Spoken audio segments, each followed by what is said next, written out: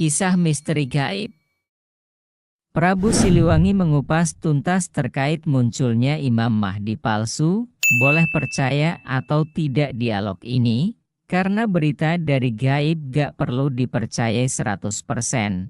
Cukup sebagai pelajaran dan wawasan kita agar bisa lebih bijaksana lagi dan lebih baik lagi mendekatkan diri ke Allah.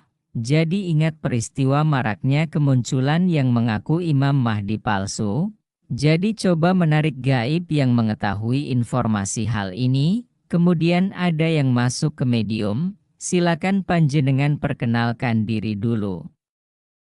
Siapakah panjenengan? Pamanah Rasa. Ki Pamanah Rasa. Ki Pamanah Rasa. Prabu Siliwangi iya, apa kenal sama saya Rama Prabu? Ia kenal. Subhanallah.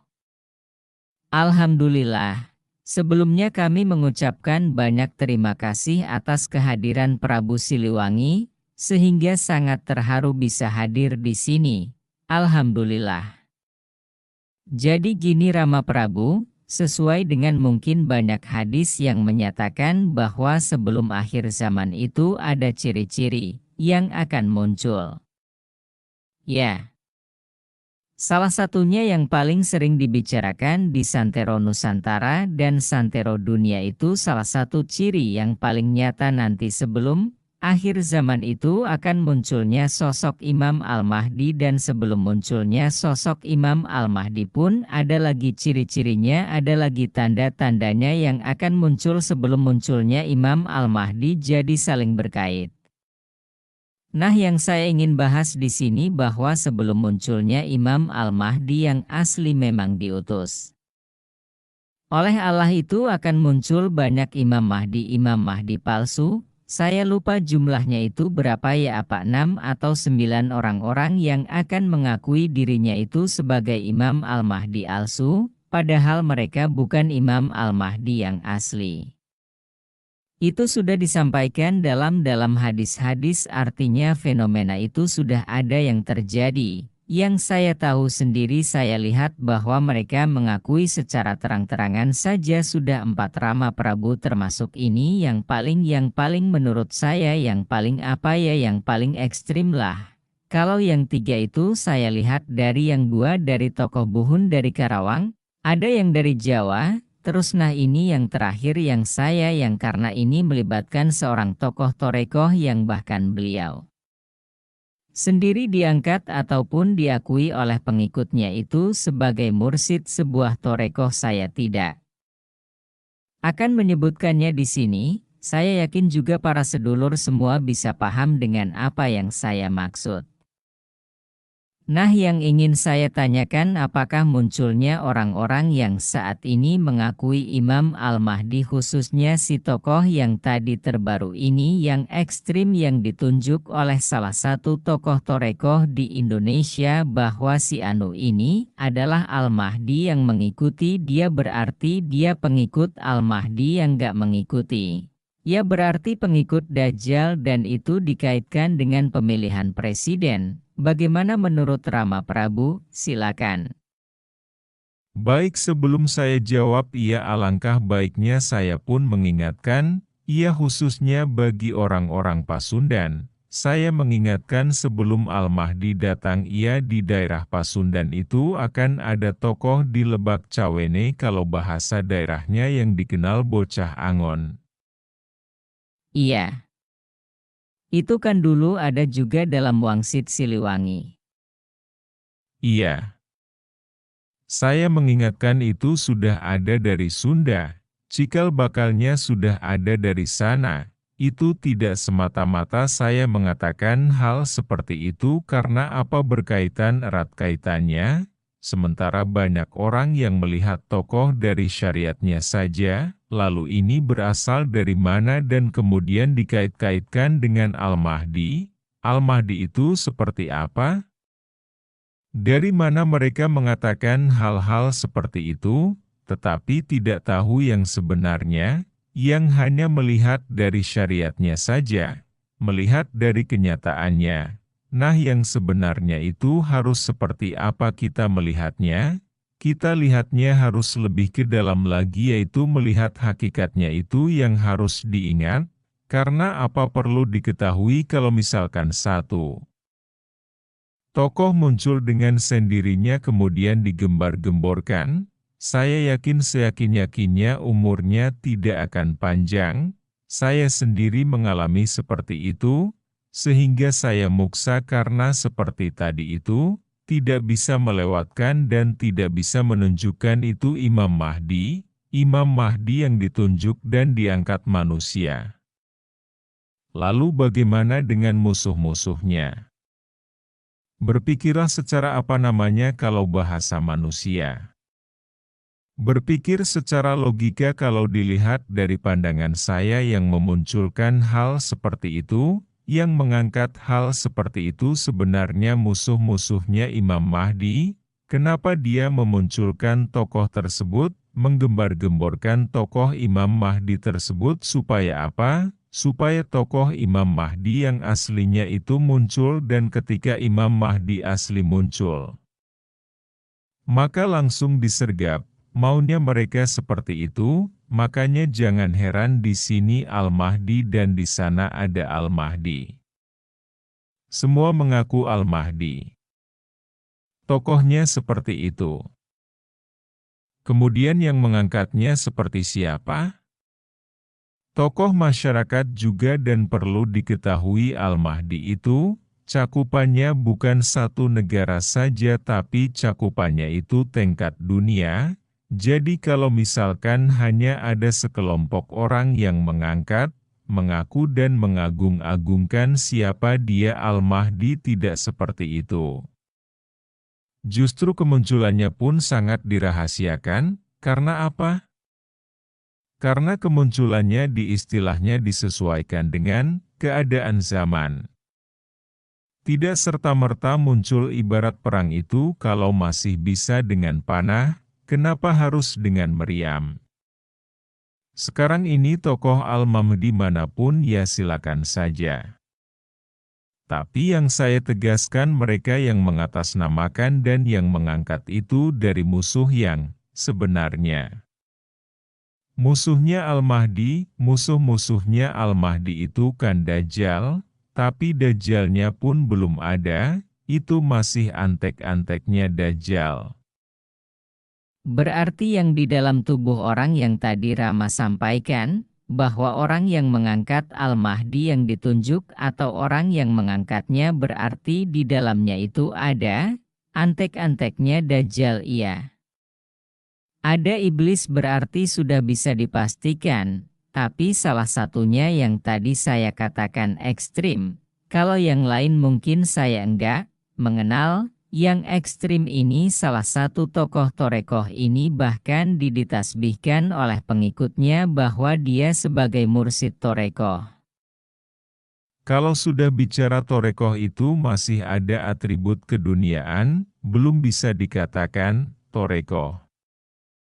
Kalau masih memikirkan hal-hal keduniaan, masih memikirkan hal-hal pangkat, jabatan dan masih berpihak pada salah satu pihak itu, apalagi hal seperti itu, kemudian mengatakan seenaknya saja.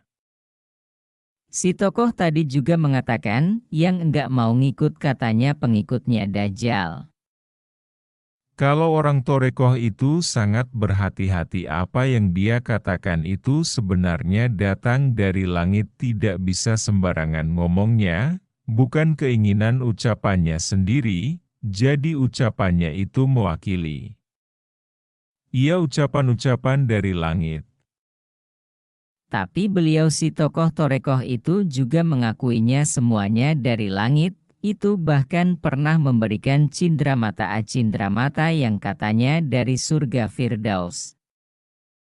Iblis itu tahu sebelum kabar datang ke dunia. Iblis lebih tahu, iblis lebih pintar bicara Quran dari mana? Sampai kemana? Iblis tahu bahkan waktunya diturunkan di mana? Tempatnya dan jumlahnya berapa? Siapa yang membawanya? Iblis lebih tahu. Subhanallah. Jadi ketika bicara Dajjal, dia Dajjal memasukkan pemikirannya kepada seseorang itu dan ingat-ingat bahwa Dajjal itu selihai-lihainya makhluk yang bisa memutarbalikkan fakta. Subhanallah. Allah memberikan Dajjal seperti itu. Memberikan kelebihan. Iya betul. Kelebihan-kelebihan tersebut belum saatnya, contoh sekarang belum, saatnya kita mengetahui di mana Dajjal berada. Kita mengetahui di mana? Ia nanti juga ada waktunya, tahu dengan sendirinya, seperti bicara musim kalau belum musim hujan ya belum datang, lagi musim kemarau panjang, lalu dikatakan weh besok hujan siapa yang mengatakan seperti itu? Tanda-tandanya pun belum ada, awan hitam tidak ada, kemudian udara pun tidak basah dan yang lain-lainnya ada pendukung-pendukungnya kalau cuaca, itu bicara cuaca, sama ini juga ketika bicara Al-Mahdi siapa pendukungnya. Bagaimana keadaan dunia? Bukannya di sini saja bukan di Nusantara ini saja cakupan kekuasaan Imam Mahdi. Tapi Al-Mahdi itu cakupannya dunia, sekali lagi kondisi dunia, boleh saja mereka mengatakan saya Al-Mahdi, siapa yang mengakuinya, ia beliau-beliau itu dan tokoh-tokoh ke siapa yang mengangkatnya, apa di Indonesia, dilihat secara hakikat siapa dia yang utama itu hakikatnya, sementara kalau kita melihat turunan-turunan dari fisiknya saja, mohon maaf kita akan tertipu. Seperti sekarang ini lihat tokohnya. Tokoh masyarakat. Tokoh torekoh. Siapa yang tahu isinya? Siapa yang tahu hakikatnya? Tidak ada yang membahas seperti itu, makanya saya sangat berterima kasih untuk memberikan pencerahan ini. Dan memang sudah waktunya saya menjelaskannya. Sudah diketahui kalau suatu bangsa dipegang oleh bukan ahlinya maka akan hancur. Sama agama juga, kalau dipegang bukan oleh ahlinya akan hancur. Tinggal tunggu kehancuran, seorang tokoh yang dipegang bukan oleh orang ahlinya akan hancur juga, bukan yang sesungguhnya. Nanti kemana itu pengikutnya? Jadi jangan heran karena tokoh seperti itu, dia ditugaskan oleh Dajjal, bisa memutarbalikkan fakta ini sudah kenyataan, baru cakupannya anak buah Dajjal, apalagi Dajjal yang asli muncul. Sama Dajjal juga lingkupannya itu dunia. Ingat Dajjal itu mengatakan api dikatakan air dikatakan api, percaya semua tokoh yang seperti ini juga, ada dikatakan bahwa saya dapat kabar dari langit mana? Mohon maaf saya juga sama melihat dan menyimak, dia itu bukan seorang mursyid, torekohnya iya benar, tetapi penyimpangannya kok semaunya. Dilihat ke dalamnya dan dilihat hakikatnya siapa? Anak buah Dajjal. Mereka sebenarnya ingin secepatnya keluar Dajjal itu, karena apa? Ingin cepat menguasai dunia. Betul, Rama Prabu. Jadi kasihan sekali ya pengikut-pengikutnya, Masya Allah pengikutnya itu kalau saya lihat pengikutnya banyak sekali dari kalangan ulama-ulama yang berpendidikan tinggi. Fanatik mereka sangat fanatik semakin dekat. Nah itu dia, semakin dekat mereka semakin tercuci dan terkikis keimanan yang sebenarnya, itu tadi keahlian Dajjal. Mohon maaf Rama Prabu, ini kalau kaitannya tentang keberadaan Imam Mahdi, memang ada yang mengatakan Imam Mahdi berasal dari Indonesia itu sudah cukup banyak juga. Artinya, kemunculannya si tokohnya ini, si Al-Mahdinya ini kan katanya dari Indonesia banyak sekali yang sudah meyakini. Ya mungkin tadi ini strategi juga dari Dajjal karena Dajjal mengetahui mungkin karena si sosoknya mungkin memang ada di Nusantara makanya dimasukkan semua pahamnya supaya kisruh atau seperti itu ya. Tapi apa memang benar dari Nusantara menurut Rama Prabu? Saya buka ya. Ketika orang mengatakan apa ia dari Nusantara, Nusantara itu kan luas.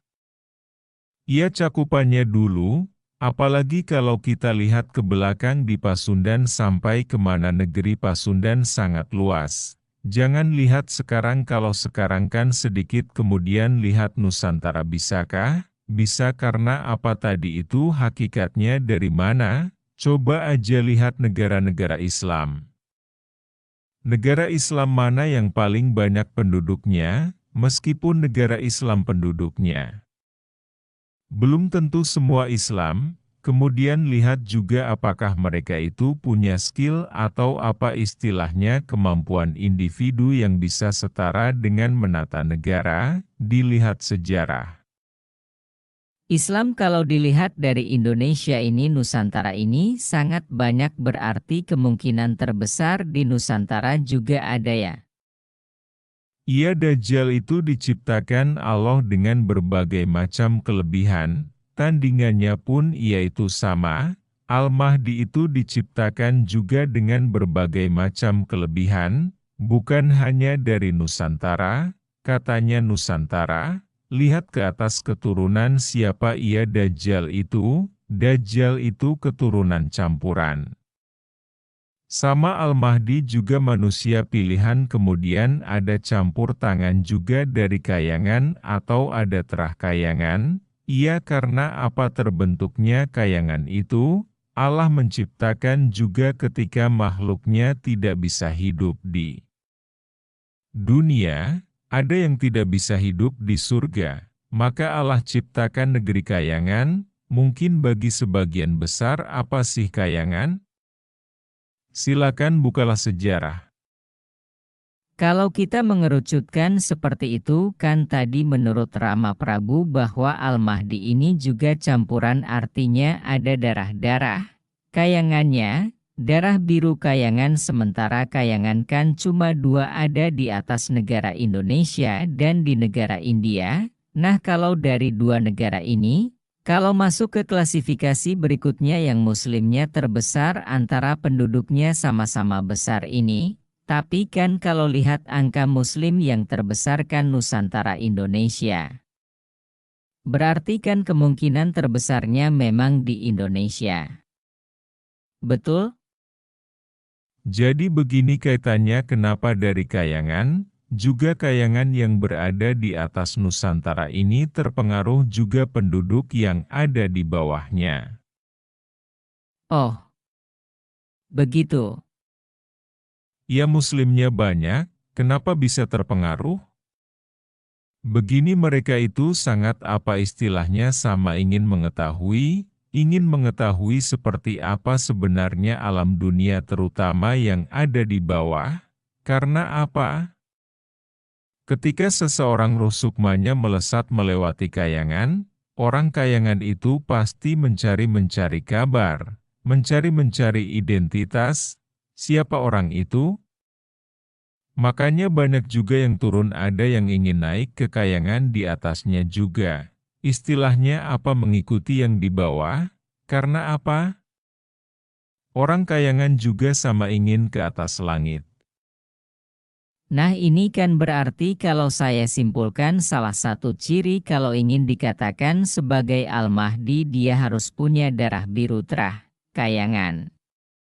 Nah tadi kembali ke tokoh tadi yang diangkat oleh si tokoh Torekoh tadi sebagai Al-Mahdi apakah dia punya darah kayangan? Tidak ada. Berarti kan udah di situ aja sudah tercoretkan. Nah satu lagi dari banyaknya, ciri dari Al-Mahdi salah satu yang paling saya ingat dan saling. Kebetulan Rama hadir di sini, beliau juga punya darah terah Siliwangi dan Majapahit apakah itu benar? Iya, Jadi punya darah Rama Prabu juga. iya, karena saya kan perjuangannya yang belum selesai juga. Rama mengenal dong. Kalau baru diingat saja energinya sudah terasa. Berarti mengenal sosoknya. Subhanallah. Satu perjuangan, satu barisan tidak usah dibahas sebenarnya, ia karena tokoh yang sesungguhnya kan masih disembunyikan, ia tidak usah dibesar-besarkan, biarkan mereka yang dibesar-besarkan nanti padam sendiri. Berarti sudah cukup jelas ya Rama Prabu ya dari kontroversi si tokoh Torekoh tadi yang mengangkat si tokoh itu menjadi Imam Mahdi palsu. Semuanya sudah terjawab, si tokoh Torekoh itu bukan seorang mursyid dan si tokoh itu juga bukan Al-Mahdi. Terima kasih atas informasi yang luar biasa ini Rama Prabu, mudah-mudahan menjadi hidayah untuk semua sedulur yang menyaksikan video ini supaya bisa menata kembali keyakinannya dan keimanan kepada Allah supaya tidak terjebak oleh skenario-skenario serta antek-anteknya Dajjal tadi. Terima kasih atas kehadirannya Rama, mohon maaf kalau memang dari penerimaan dan dari bahasa kami yang memang bodoh ini. Mudah-mudahan dialog kami tadi bisa diambil hikmahnya oleh para sedulur dimanapun berada untuk bisa menyikapi fenomena-fenomena yang muncul. Banyak fenomena yang muncul yang memang saat ini digagas atau diskenario oleh antek-anteknya di Dajjal itu sendiri atau iblis untuk memutarbalikkan sesuatu fakta yang memang sebenarnya sudah dikabarkan. Cuman pada saat yang dikabarkan itu hadir biasanya orang tersebut sendiri tidak sadar bahwa yang muncul itu adalah sesuatu yang dia tunggu. Banyak sekali referensi yang mengatakan bahwa Dajjal itu nanti akan mengajak ke surga padahal ke neraka dan akan memperlihatkan neraka padahal itu surga. Semoga bermanfaat. Amin. By Padepokan Cahaya Siliwangi.